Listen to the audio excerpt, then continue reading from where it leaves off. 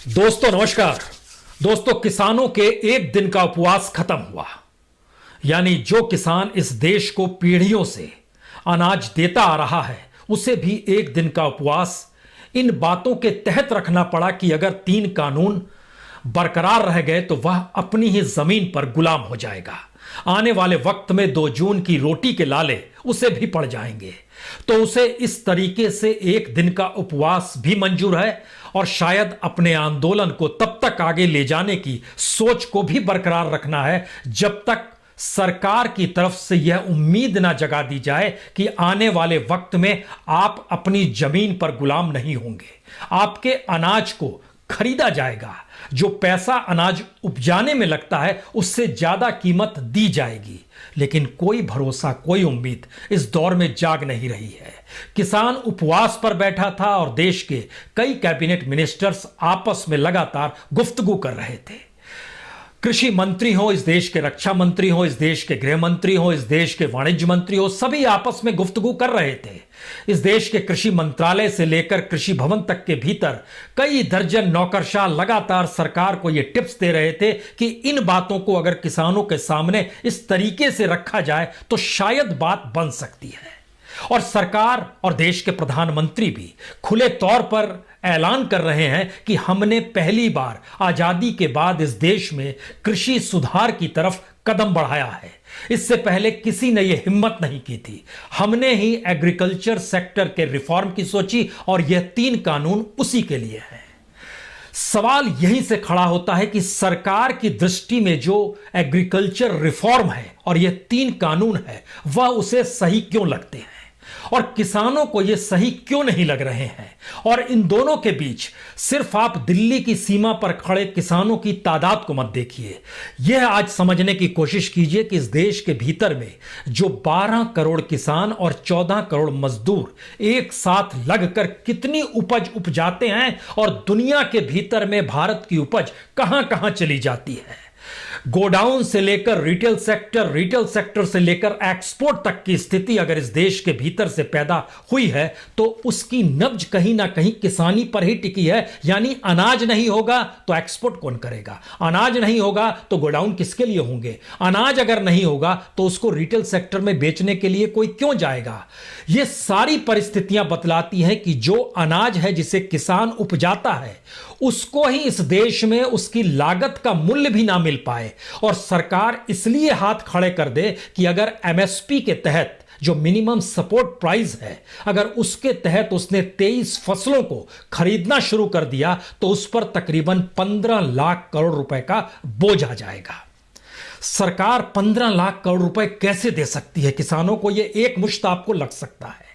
और मौजूदा वक्त में वह सिर्फ 80,000 करोड़ रुपए ही जो पीडीएस सिस्टम है, जो राशन दुकानों से अनाज मिलता है, उसके तहत एमएसपी से खरीदती है और लगभग 6% किसानों से वह एमएसपी का अनाज खरीद सकती है। लेकिन एमएसपी अगर कानून बन जाएगा तो कम से कम 60% किसान, वह बिहार का किसान हो, झारखंड का हो, बंगाल का हो, पंजाब का हो, हरियाणा का हो, केरल का हो या तमिलनाडु का हो, सब जगहों से एमएसपी के तहत सरकार को खरीदना पड़ेगा। और सरकार 15 लाख करोड़ रुपए का बोझ कैसे उठा पाएगी? यह तो बहुत बड़ा बोझ है और सरकार के इकोनॉमिक रिफॉर्म में यह फिट बैठता भी नहीं है। तो आज जरा इस इकोनॉमिक रिफॉर्म के उन परिस्थितियों को समझ लीजिए। सरकार के इस एग्रीकल्चर रिफॉर्म के दायरे में किसान बिल्कुल नहीं आते हैं। यानी किसानी खत्म हो जाए तो ही एग्रीकल्चर रिफॉर्म हो सकता है। सरकार इस दिशा में बढ़ चुकी है। आप कहेंगे ये कैसे संभव है कि किसानी खत्म हो जाए? इसका बड़ा छोटा सा जवाब यह होगा कि इस देश के भीतर में जितने गोडाउन्स हैं, जो भी रिटेल सेक्टर से जुड़ा है, जो भी एग्रो कंपनीज काम कर रही है, जो भी फसल बीमा देने के नाम पर इंश्योरेंस देती है किसानों को, सभी को अगर मिला दीजिएगा, जो किसान के प्रोडक्ट से इस देश के भीतर में जुड़ी हुई कंपनियां हैं, उनकी तादाद 3,000 से ज्यादा है। और इन 3,000 कंपनियों में काम करने वाले कर्मचारी 3 लाख से ज्यादा हैं जो सीधे पेरोल पर है। अतिरिक्त कितनी बड़ी तादाद है वो गिनने की बात नहीं है, वो बड़ी तादाद है। 3 लाख तो सीधे कर्मचारी हैं और इनको जो लाभ होता है वह उस 15 लाख करोड़ से ज्यादा का लाभ होता है जिसे सरकार एमएसपी के तहत देने से इनकार कर रही है। आप कहेंगे ये कौन सा गणित है? हमें लगता है आज जरा इसे समझने की कोशिश कीजिए। पहले तो किसानों की गिनती मत कीजिए, दिल्ली की सीमाओं को छोड़ दीजिए और जरा समझिए इस देश के भीतर में किसान कितने अनाज को उपजाता है। हम लोग 2018, 19, 20 को ही एक बेसलाइन बनाते हैं तो चावल जो उपजा इस देश के भीतर में 102 मिलियन टन, जो गेहूं उपजा वो 106 मिलियन टन, यानी फूड ग्रेन्स जो टोटल था वो 291.95 मिलियन टन था। इसमें पल्स यानी दाल भी 26.30 मिलियन मीट्रिक टन, यह भी जोड़ दीजिए। वेजिटेबल जो किसान उपजाता है वो तकरीबन 191 मिलियन टन भारत में वेजिटेबल्स उगते हैं। जो फ्रूट्स होते हैं, फल होते हैं, वो 97.97 मिलियन टन, यह सिर्फ फ्रूट्स होते हैं। यानी हॉर्टिकल्चर को जोड़ दीजिएगा तो यह लगभग 320.48 मिलियन टन हॉर्टिकल्चर होता है। इतनी बड़ी तादाद में इस देश के भीतर में अनाज, फसल, सब्जी, सारी चीजें होती हैं कि एक ऐसी परिस्थिति है कि दुनिया भर की कंपनियां भारत में अनाज को अपने गोडाउन में रखकर उसको एक्सपोर्ट करने की दिशा में अब ले जाना चाहती है। और इसके लिए अभी तो शुरुआत होगी आने वाले वक्त में, लेकिन मौजूदा वक्त में शुरुआत में समझिए इस देश में जो गोडाउन बना ले उसको लगभग 8000% मुनाफा होता है। 8000% मुनाफा गोडाउन बनाने वाले को, रिटेल सेक्टर वाले को 1600% मुनाफा होता है, जो एक्सपोर्ट करता है उसको 1400% मुनाफा होता है, एग्रो कंपनीज जो है उनको 7000% मुनाफा होता है। परसेंटेज का मुनाफा, जो परसेंट पैसा लगा रहे हैं, माल ला रहे हैं और उसका सेल कर रहे हैं, उसका मुनाफा हम बता रहे हैं। बीमा कंपनियों को लगभग 9000% का मुनाफा होता है। एग्रीकल्चर कंपनीज जो होती है उनको लगभग 7000% का मुनाफा होता है। लेकिन किसान सिर्फ अपने लागत को चाहता है और लागत से 50% ज्यादा, जो स्वामीनाथन कमीशन की रिपोर्ट है वही चाहता है। सरकार कह रही है 15 लाख करोड़ का बोझ पड़ जाएगा एमएसपी लागू कर दिए तो, क्योंकि 15 लाख करोड़ का भी अगर आप हिसाब समझना चाहते हैं तो रियल टर्म में वो लगभग 10 लाख करोड़ होगा। लेकिन बाकी 5 लाख करोड़ का जो जिक्र हो रहा है वो दरअसल उसमें 14% प्रोक्योरमेंट कॉस्ट होता है, जिसमें मंडी टैक्स होता है, आड़ती टैक्स होता है, रूरल डेवलपमेंट सेस होता है, पैकेजिंग होती है, स्टोरेज होता है, लेबर होता है। इसको प्रोक्योरमेंट कॉस्ट कहते हैं। इस पर लगभग 14% खर्च आता है एफसीआई का। 12% जो वो वितरित करती है अलग अलग जगहों पर, जिसपे लेबर होगा, लोडिंग होगा, अनलोडिंग होगा, वह भी लगभग 12% खर्च करना पड़ता है। देश के अलग अलग हिस्सों में अनाज भिजवाना, राज्यों में भिजवाना, जिला पंचायत तक भिजवाना, यह सब में खर्च आता है। और 8% होल्डिंग कॉस्ट होता है, जिसको आप अनाज को रखते हैं। अनाज बचा के रखे थे तभी आप इस महामारी के दौर में 80 करोड़ लोगों को कह पाए कि 5 केजी अनाज आपको फ्री ऑफ कॉस्ट देंगे, क्योंकि अनाज आपके गोडाउन में था। उस पर लगभग 8% का खर्च आता, यानी लगभग 5 लाख करोड़ का खर्चा इसी रूप में हो जाएगा। अगर आप 10 लाख करोड़ रुपया एमएसपी को लागू करने के बाद निछावर करने को तैयार है, तो जो सरकार नहीं है इसीलिए वो नहीं मानेगी, आखिर तक नहीं मानेगी। लेकिन सवाल है जब उस उत्पादन से जुड़ी हुई कंपनियां जो है, हमको लगता है आज आपको कंपनियों के नाम भी बताना चाहिए, ऐसे आप अलग अलग कंपनियों ने गोडाउन खोले हैं, लेकिन इस देश की टॉप मोस्ट कंपनियां हम जैसे बताते हैं एग्रो कंपनी, बड़ी पुरानी कंपनी है पीआई इंडस्ट्री। ये आज से नहीं खुली है, ये दुनिया भर में इसका भारत बेस था। इसने भारत से चाइना, जापान, जर्मनी, सब इसमें लगभग 2000 एम्प्लॉय काम करते हैं। और इसके जो रिटेलर्स पॉइंट हैं वो लगभग 84,000 रिटेलर्स पॉइंट हैं। इसका जो ईयरली जो नेट प्रॉफिट आप कह सकते हैं, नेट इनकम जो है वो 700 करोड़ से ज्यादा का है। किसान इतना कभी नहीं कमाएगा, ये कंपनी कमाती है। RCFL यानी राष्ट्रीय केमिकल फर्टिलाइजर लिमिटेड, इसका जो मार्केट कैप है वो लगभग 3000 करोड़ का है और इसका जो प्रॉफिट है ईयरली लगभग 200 करोड़ का प्रॉफिट है। Punjab chemicals crop protection limited, यह 1975 में कंपनी बनी थी। इसका मार्केट कैप लगभग 850 करोड़ का है, लेकिन इसका 30 करोड़ का लाभ इसका हर साल इसको हो जाता है। ये छोटी कंपनी है लेकिन हो जाता है। जो तमाम कंपनियों का हमने जिक्र किया, इसमें 30 करोड़ से लेकर 3000 करोड़ तक का ईयरली लाभ पाने वाली कंपनियां हैं और उनका प्रोडक्ट क्या है? अनाज है। वेजिटेबल्स है, फ्रूट्स है, वो अलग अलग तरीके से चीजों को डेवलप कर रही है और उनको डेवलप करने में सरकार मदद करती है, बैंक लोन देते हैं, लेकिन किसानों के लिए नहीं रास्ते खुले हैं। एस्कॉट लिमिटेड, इसका मार्केट कैप तकरीबन 8,000 करोड़ का है और इसको 30 करोड़ सीधे सीधे जो एग्रीकल्चर से जुड़े हुए प्रोडक्ट है उससे 30 करोड़ का लाभ इसको सीधे सीधे होता है। यूपीएल, यूनाइटेड फॉस्फोरस लिमिटेड, बड़ा अजीबोगरीब सवाल है कि जो खाद और बीज है उसको बनाने वाली कंपनियों को भी करोड़ों में लाभ होता है, लेकिन जो उसे उपजाता है किसान उसको लाभ नहीं होता है, वह लागत की लड़ाई लड़ता है। यूपीएल जो यूनाइटेड फॉस्फोरस लिमिटेड है इसको लगभग 1200 करोड़ का लाभ होता है, ये 1969 में बनी थी। डीसीएम श्रीराम लिमिटेड ये 1989 में बनी थी, इसको लगभग 1,500 करोड़ का सालाना लाभ होता है। जो कोरामंडल इंटरनेशनल लिमिटेड है 1961 में बनी थी, इसको भी लगभग 600 करोड़ का लाभ होता है। यह फर्टिलाइजर में है, क्रॉप प्रोटेक्शन में है, ऑर्गेनिक कंपोस्ट में है, स्पेशली न्यूट्रिशन कैसे डेवलप किया जाए इस क्षेत्र में भी ये काम करती है। जैन इरिगेशन सिस्टम 1986 में बना था, इसको जो लाभ होता है वो तकरीबन 150 से 200 करोड़ का लाभ होता है। इसके यहाँ भी लगभग 11,500 एम्प्लॉई काम करते हैं।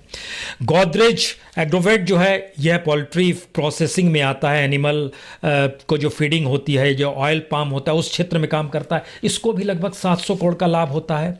जो टॉप एग्रीकल्चर कंपनी है इस देश के भीतर में काम कर रही है, उनको प्रोडक्ट तो किसानी वाले चाहिए, और उसमें जैसे जेके एग्रीकल्चर जेनेटिक्स, इसका जो रेवेन्यू है वो लगभग 200 करोड़ का रेवेन्यू है। एचपीसी बायोसाइंस, इसका मार्केट कैप लगभग 450 करोड़ का है। जो नाथ बायोजेनेसिस इंडिया लिमिटेड है यह पेपर सीड्स के क्षेत्र में काम करता है, इसका रेवेन्यू 268 करोड़ का है। रघुवंश एग्रो फार्म लिमिटेड, इसका रेवेन्यू 437 करोड़ का है। Dhanashree T and industries, T और कॉफी को भी इसमें जोड़िएगा तो उसका रेवेन्यू लगभग 316 करोड़ का है। गोड्रिक्स ग्रुप लिमिटेड का रेवेन्यू लगभग 803 करोड़ का है। कावेरी सीड कंपनी है, इसका रेवेन्यू लगभग 808 करोड़ का है। इसके अलावे जो राष्ट्रीय अंतर्राष्ट्रीय तौर पर भारत की किसानी की उपज पे टिके हुए हैं, इसमें जैसे ड्यू पॉइंट, यह आज की नहीं है, 200 साल पुरानी कंपनी है, इसका हेडक्वार्टर गुड़गांव में ही है। यह बीज में काम करती है, पेस्टिसाइड में काम करती है, इंसेक्टिफाइड में काम करती है। ये एक लिहाज से क्रॉप्स को कैसे प्रोटेक्ट किया जाए इस दिशा में काम करती है। इसके अलावा रैलीज इंडिया लिमिटेड है, ये इसका बेंगलोर में हेडक्वार्टर है, यह टाटा ग्रुप की सब्सिडरी कंपनी है, यह भी क्रॉप्स को लेकर काम करती है। जो एडवेंटा लिमिटेड है 1994 में बनी थी, ये सीड्स का बिजनेस करती है। ये सारी कंपनियां का शेयर बाजार में भी, ये लिस्टेड कंपनियां, एनएससी बीएससी में लिस्टेड कंपनियां जिसकी हम जानकारी दे रहे हैं। नेशनल एग्रो इंडस्ट्री लुधियाना में इसका हेडक्वार्टर है, 1970 में बनी थी। पोप्स ऑर्गेनिक स्टेट्स जो है ये त्रिपुरा केंद्रा में, केरल में इसका त्रिपुरा का इलाका है, वहाँ पर इसका हेडक्वार्टर है। ये ज़्यादातर टी और कॉफ़ी में काम करती है। इस तरीके से इन कंपनियों के साथ साथ जब आप जोड़ना शुरू करते हैं कि इनका जो टोटल लाभ हो रहा है वो लाभ की तादाद इतनी ज़्यादा है जो कि एग्रो कंपनीज है इस देश के भीतर में, और राष्ट्रीय अंतर्राष्ट्रीय तौर पर माल बेचती है, एक्सपोर्ट करती है, उससे जो लाभ इनको मिलता है वह सरकार द्वारा एमएसपी पर खरीदी गए अनाज और फसल की तुलना में कहीं ज्यादा है। लेकिन सरकार ये कह रही है हम एमएसपी पे लेंगे तो हमारे ऊपर तो लगभग 15 लाख करोड़ का बोझ पड़ जाएगा, हम कैसे लेंगे। और किसानों से बातचीत में गृह मंत्री ने इस बात का जिक्र किया, जो किसान नेता जानकारी दे रहे हैं, लेकिन किसान नेता इस बात को नहीं रख पाए कि जनाब जो हमारे क्रॉप है उस पर जो इंडस्ट्रीज चलती है उनका लाभ कितना ये तो बता दीजिए। वह सरकार नहीं बताएगी, क्योंकि इकोनॉमिक रिफॉर्म के बाद अब एग्रीकल्चर ही वो क्षेत्र बचा हुआ है जो पूरे तरीके से अलग थलग भारत में है, और उसको एक्सप्लॉइट कैसे किया जाए, सरकार का एग्रीकल्चर रिफॉर्म उसी दिशा में जाता है। क्योंकि सरकार ने इस दौर में जैसे फसल बीमा पर प्रधानमंत्री फसल बीमा योजना आई 2016 में, अब आप सोचिए उसमें कितनी कंपनियां काम कर रही हैं, उसमें रिलायंस भी है, रिलायंस जनरल इंश्योरेंस को लिमिटेड। इनके भी अगर लाभ देखिएगा, जो कि फसल बीमा के जरिए जो किसानों को लाभ होना चाहिए, इन कंपनियों को क्यों लाभ हो रहा है। हम आपको जानकारी दें, पहले इन कंपनियों के नाम सुनिए। चोलमंडल, एमएस जनरल इंश्योरेंस को limited, agriculture insurance company of India, ये एकमात्र पब्लिक सेक्टर की कंपनी है, बाकी 10 कंपनी बड़ी कंपनी प्राइवेट सेक्टर की है जिनको खूब लाभ होता है, किसानों को लाभ नहीं होता है। IFFCO Tokyo general insurance company, HDFC, ERGO general insurance company, ICIC, Lombard general insurance company, future general Indian insurance company, Bajaj Allianz general insurance company, universal Sompo general insurance company, इसमें जो पीएसयू है इसको शायद 1,500 करोड़ रुपए में करके क्रिएट किया गया था। और इसको जब लाया गया था तो ये कहा गया था कि इसके किसानों को कितना लाभ होगा। ये लगभग 500 जिलों में फैला हुआ है, 2 करोड़ फार्मर इसके साथ जुड़े हुए हैं, और इसको जो अपना लाभ होता है सालाना वो 544 करोड़ का होता है। 1,500 करोड़ रुपए आपने 20 साल पहले लगाए, हर साल एवरेज अगर 500 करोड़ का लाभ हो रहा है जनरल इंश्योरेंस जो पीएसयू की कंपनी है, पब्लिक सेक्टर की कंपनी है, तो प्राइवेट सेक्टर का क्या हाल होगा उसका अंदाजा सिर्फ इस बात से आप लगाइए कि जो प्रधानमंत्री फसल बीमा योजना है 2017-18 में जो प्रीमियम लिया गया वो लगभग 25,000 करोड़ रुपए लिया गया, और जो क्लेम पेमेंट था उसको किया गया वो लगभग 12,408 करोड़ था, यानी लगभग 12,732 करोड़ रुपए। यहां भी फायदा उन कंपनियों को हो गया जो इंश्योरेंस के क्षेत्र में काम कर रही है। किसके लिए काम कर रही है? किसानों के लिए, खेती के लिए, फसलों के लिए, लेकिन उनको लाभ नहीं होता, यहां इनको लाभ हो रहा है। ये सारी स्थितियां अलग अलग दौर में देखिएगा। उससे पहले चले जाइएगा 16-17 में, 2016-17 में, तो उस वक्त जो प्रीमियम कलेक्शन किया गया वो लगभग 24,000 करोड़ रुपए, और जो क्लेम पेमेंट किया गया वो लगभग 17,902 करोड़ रुपए, यानी उस समय भी जो बचा लिया कंपनियों ने वो लगभग 6,459 करोड़ रुपए कंपनियों को लाभ मिल गए। अब सवाल यह है कि इतनी बड़ी तादाद में इस देश के भीतर में किसान काम कर रहा है, इतनी बड़ी तादाद में वो अपना अनाज उपजा रहा है, और उसका लाभ किन्हें मिल जा रहा है? उन कंपनियों को जिन कंपनियों को अनाज और खेत कभी देखा नहीं है। वो तो गोडाउन से ही सीधे उठाएंगे, और अब गोडाउन भी चला जाएगा एफसीआई के बदले अडानी का गोडाउन मान लीजिए है, या वॉलमार्ट का गोडाउन है, या कल एक और अमेरिकी कंपनी आ जाएगी उसका गोडाउन। रिटेल सेक्टर में जो काम कर रहे हैं उनकी अलग हिसाब किताब है। वह मान लीजिए रिलायंस अपने तौर पर काम कर रहा है और दूसरी भी कंपनियां काम कर रही है, उनको भी लाभ है। जो एक्सपोर्ट कर रहे हैं वह भी किसान एक्सपोर्ट कर, किसान तो एक मंडी से दूसरी मंडी जाने की स्थिति में नहीं है, लेकिन एक्सपोर्ट भी जो कर रहे हैं उनको भी लाभ हो रहा है। भारत के भीतर में जो इस साल को आप देखिएगा तो केला कितना हुआ, हम आपको बताते हैं किसान कितनी मेहनत करता है। लगभग 30 million metric ton, 1 million metric ton में 100 करोड़ केजी होते हैं, यानी उसने लगभग 2,964 करोड़ केजी केला उपजाया। पपीता जो उपजाया वह 564 करोड़ केजी उपजाया। आम जो उपजाया वह 2,128 करोड़ केजी उपजाया। अमरूद 434 करोड़ केजी उपजाया। ये सारी चीज इसलिए बताने की जरूरत है, और इसके पैरेलल में हमको लगता है मिल्क प्रोडक्शन भी अगर आप जोड़ दीजिएगा तो पिछले साल 198 मिलियन टन यह मिल्क प्रोडक्शन था। 2021 में ये इस बरस टारगेट है 208 मिलियन टन का। इतनी बड़ी तादाद में अगर इस देश के भीतर में काम हो रहा है, लोग कर रहे हैं सब चीजें, अब सवाल है इसका लाभ किसानों को क्यों नहीं मिलता, और किसान करे तो क्या करे। इसके लिए दोबारा थोड़ी देर के लिए आप लौट चलिए उन परिस्थिति में जहां पर कितना कम, जब लॉकडाउन की स्थिति थी मार्च से जून के बीच में भी, जब किसान कुछ नहीं खा पा रहा था, कुछ मिल नहीं पा रहा था, जो उसके अपने घर में रखा था वही ले रहा था, उस दौर में भी एक्सपोर्ट हो रहा था। और जो मार्च अप्रैल मई जून ये जो फर्स्ट क्वार्टर है, इस क्वार्टर में एक्सपोर्ट 23% बढ़ गया। आप कहेंगे 23% कितना होता है, तो ये एक्सपोर्ट 25,808 करोड़ का बढ़ गया। ये देश भर के प्रोडक्ट्स का एक्सपोर्ट है जो बढ़ गया। लेकिन क्या किसानों को लाभ हुआ या एक्सपोर्ट कंपनियों को लाभ हुआ? एक्सपोर्ट कंपनियों को लाभ हुआ तो गोडाउन वालों को लाभ हुआ। गोडाउन ने कितने सस्ते में माल उठाया था किसानों से, यानी इस सुधार में, कृषि सुधार में कहीं भी किसान नहीं है, या किसानी खत्म हो जाए, सारी जमीन कॉरपोरेट के पास चले जाए, कॉरपोरेट अपने हिसाब से इस देश के किसानों को मजदूर बना के रखे और मजदूर उत्पादन करे जैसे इंडस्ट्री में करता है, तो एग्रीकल्चर भी इंडस्ट्री के तरीके से इस देश में डिफाइन किया जाने लगेगा। क्या दिक्कत है?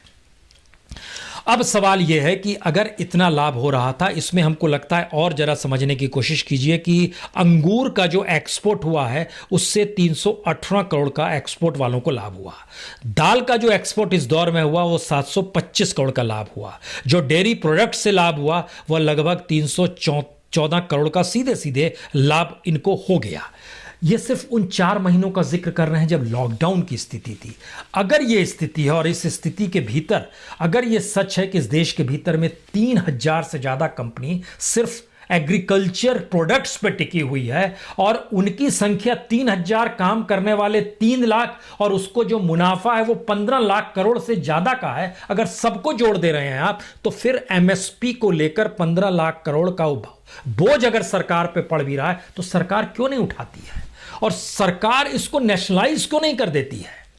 जिस तरीके से इंदिरा गांधी ने इस देश के भीतर में कोलफील्ड को नेशनलाइज किया, बैंकिंग सेवा को नेशनलाइज किया, इस दौर में हर चीज प्राइवेटाइज की जा रही है, हर चीज प्राइवेट सेक्टर के हाथ में दी जा रही है, क्योंकि इसके आगे का जो टारगेट है, जो एक्सपोर्ट का टारगेट है, पिछले दिनों फिक्की में बहस जब चल रही थी और शिखर सम्मेलन जो दिल्ली में होते रहते हैं, वालमार्ट ने कहा कि हम 2027 तक अभी जितना एक्सपोर्ट करते हैं 10 गुना ज्यादा करेंगे। किसी को भी लगेगा कि वॉलमार्ट जैसी कंपनी अमेरिका से आकर भारत के प्रोडक्ट्स, जो ग्रोसरी से जुड़े प्रोडक्ट्स हैं, उनके एक्सपोर्ट को बता रही है 10 गुना ज्यादा करेगी, और यहां तो किसान को 10 गुना क्या 1 गुना और दुगुना भी नहीं मिल पा रहे हैं पैसा, जिसका दावा प्रधानमंत्री मोदी ने 2014 में किया था। दुगना आय हो नहीं पा रही है और वो 10 गुना एक्सपोर्ट कर देगी। ये खेल क्या है? यही वो एग्रीकल्चर रिफॉर्म का है।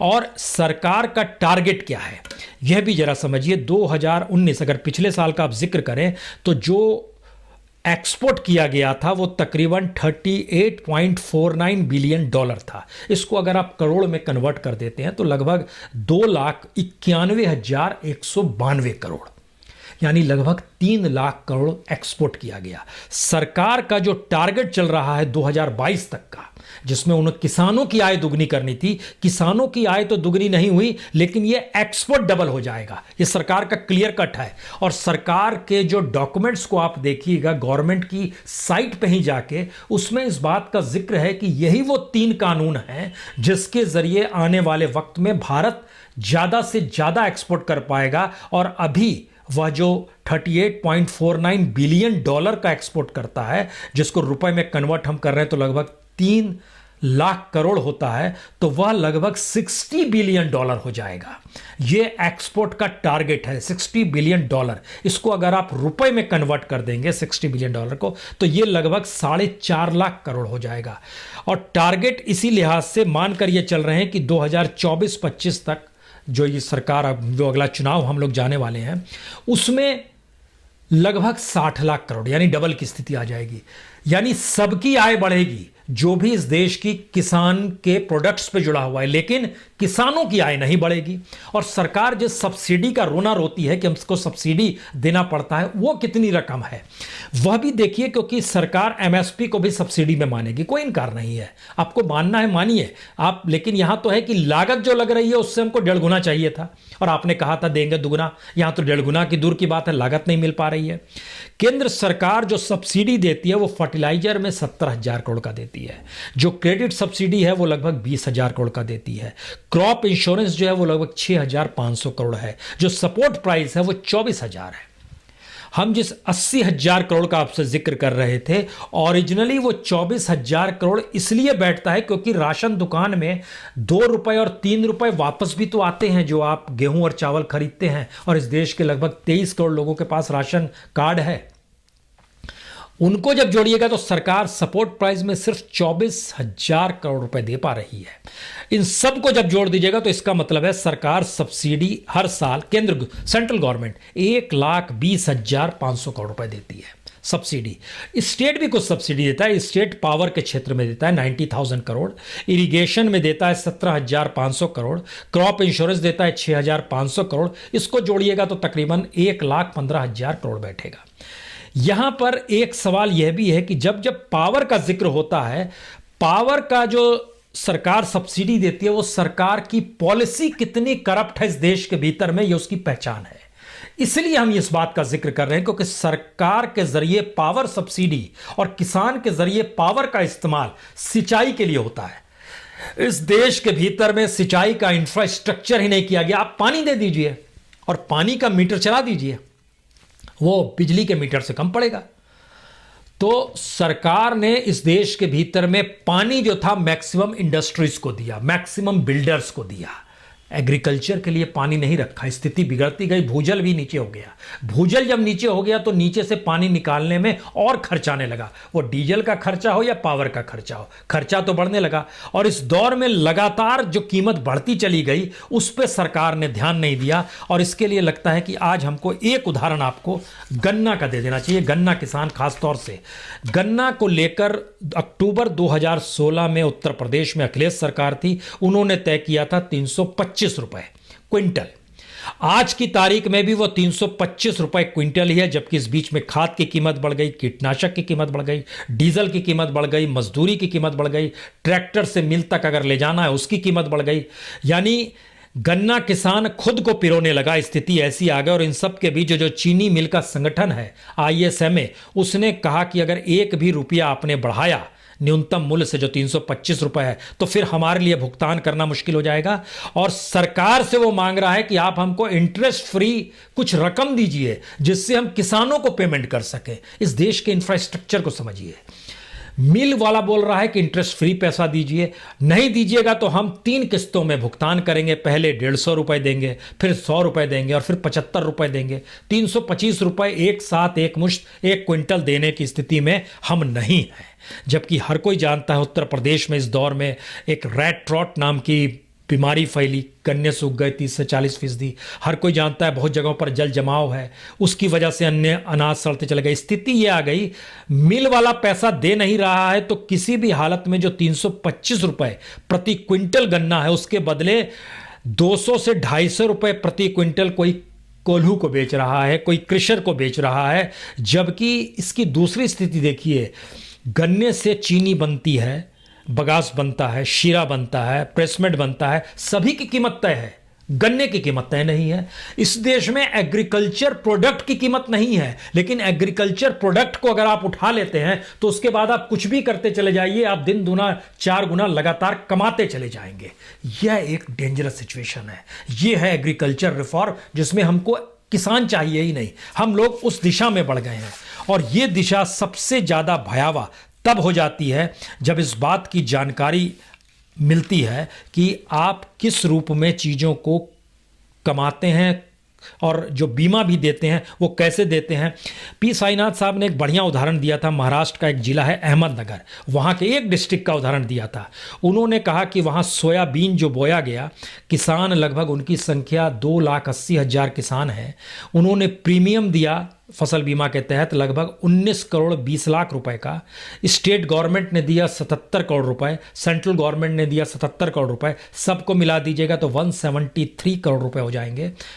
और उसमें से वहाँ पर जो कंपनी दे रही थी उसमें रिलायंस और एसआर था जो बजट बीमा देती थी, उसने किसानों को दिया सिर्फ 30 करोड़, यानी एक जिले से 143 करोड़ रुपए सिर्फ महाराष्ट्र में कैसे कमा लिए, ये उनकी एक बेसिक एस्पेक्ट उन्होंने बताया था। लेकिन इसका आखिरी सच क्या है? आखिरी सच यह है कि इस देश के भीतर में जो एनपीए बढ़ रहा है वह एग्रीकल्चर की वजह से नहीं बढ़ रहा है, वह भी बढ़ रहा है तो एग्रीकल्चर के क्षेत्र में काम करने वाले जो कंपनियां हैं, वह जो बैंक लोन लेती है, उन्होंने अपने तौर पर एनपीए को कैसे बढ़ाया है। उसमें गोडाउन्स, रिटेल सेक्टर, एक्सपोर्ट वाले, एग्रो कंपनीज, बीमा कंपनी, एग्रीकल्चरल कंपनीज, इन सारी कंपनियों ने जो बैंक से लोन लिया गया, से जुड़ी हुई कंपनियां जो है, हमको लगता है आज आपको कंपनियों के नाम भी बताना चाहिए, ऐसे आप शायद, हमने गोडाउन्स का जिक्र तो